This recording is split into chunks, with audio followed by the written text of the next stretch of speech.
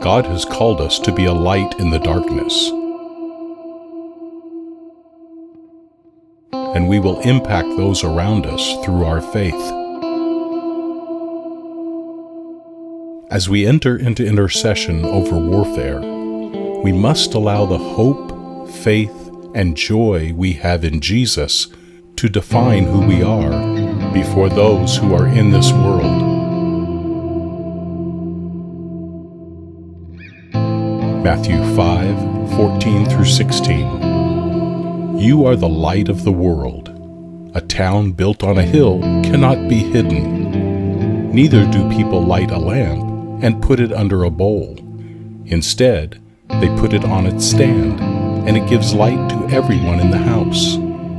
In the same way, let your light shine before others, that they may see your good deeds and glorify your Father in heaven.